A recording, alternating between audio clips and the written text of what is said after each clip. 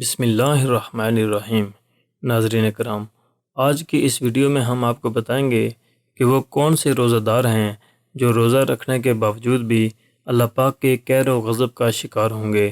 ناظرین کرام، اللہ تبارک و تعالیٰ کا بہت بڑا کرم و احسان ہے کہ اس نے ہم مسلمانوں پر ماہ رمضان المبارک کے روزے فرض کر کے ہمارے لیے سامان تقوی فراہم کیا۔ اللہ عز و جل نے قرآن پاک میں ارشاد فرمایا، اے ایمان والو، تم پر روزے فرض کیے گئے ہیں جیسے ان پر فرض کیے گئے تھے جو تم سے پہلے تھے، تاکہ تم پرہیزگار بن جاؤ۔ گنتی کے چند روز۔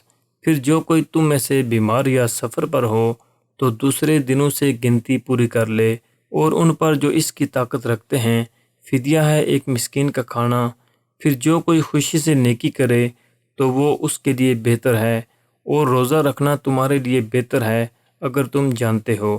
ناظرین کرام، روزے کا مقصد تقوی و پرہیزگاری کا حصول ہے۔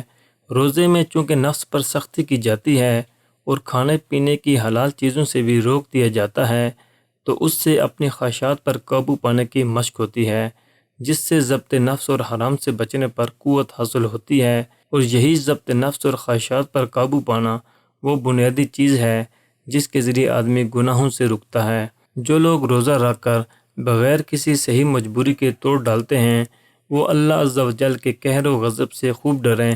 چنانچہ حضرت سیدنا ابو امامہ رضی اللہ تعالیٰ عنہ فرماتے ہیں، میں نے نبی پاک صلی اللہ علیہ وآلہ وسلم کو یہ فرماتے ہوئے سنا، میں سویا ہوا تھا تو خواب میں دو شخص میرے پاس آئے اور مجھے ایک دشوار گزار پہاڑ پر لے گئے۔ جب میں پہاڑ کے درمیانی حصے میں پہنچا تو وہاں بڑی سخت آوازیں آ رہی تھیں۔ میں نے کہا، یہ کیسی آوازیں ہیں؟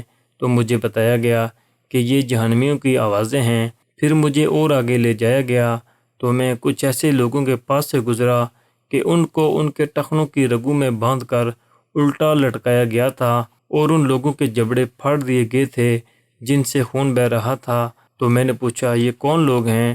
تو مجھے بتایا گیا، یہ لوگ روزہ افطار کرتے تھے قبل اس کے کہ روزہ افطار کرنا حلال ہو۔ ناظرین کرام، رمضان کا روزہ بلا اجازت شرعی توڑ دینا بہت بڑا گناہ ہے۔ وقت سے پہلے افطار کرنے سے مراد یہ ہے کہ روزہ تو رکھ لیا مگر سورج غروب ہونے سے پہلے جان بوجھ کر کسی صحیح مجبوری کے بغیر توڑ ڈالا۔ اس حدیث پاک میں جو عذاب بیان کیا گیا ہے وہ روزہ رکھ کر توڑ دینے والوں کے لیے ہے، اور جو بلا عذر شرعی رمضان کا روزہ ترک کر دیتا ہے وہ بھی سخت گناہگار اور عذاب کا حقدار ہے۔ حضرت سیدنا ابو ہریرہ رضی اللہ تعالی عنہ سے مروی ہے، رسول اللہ صلی اللہ علیہ وآلہ وسلم نے فرمایا، اس شخص کی ناک مٹی میں مل جائے جس کے سامنے میرا ذکر کیا گیا اور اس نے مجھ پر درود نہیں پڑھا، اور اس شخص کی ناک مٹی میں مل جائے جس پر رمضان کا مہینہ داخل ہوا پھر اس کی مغفرت ہونے سے قبل گزر گیا، اور اس آدمی کی ناک مٹی میں مل جائے کہ جس کے پاس اس کے والدین نے بڑھاپے کو پا لیا اور اس کے والدین نے اس کو جنت میں داخل نہیں کیا، یعنی بوڑھے ماں باپ کی خدمت کر کے جنت حاصل نہ کر سکا۔ اللہ عز و جل اپنے پیارے حبیب صلی اللہ علیہ وآلہ وسلم کے صدقے ہمیں اپنے قہر و غضب سے بچائے، آمین۔ امید ہے آپ کو ہماری آج کی ویڈیو پسند آئی ہوگی۔ اگر ویڈیو پسند آئی ہے تو لائک اور شیئر کریں۔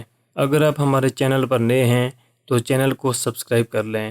کمنٹ سیکشن میں اللہ پاک کے 99 ناموں میں سے ایک نام ضرور ٹائپ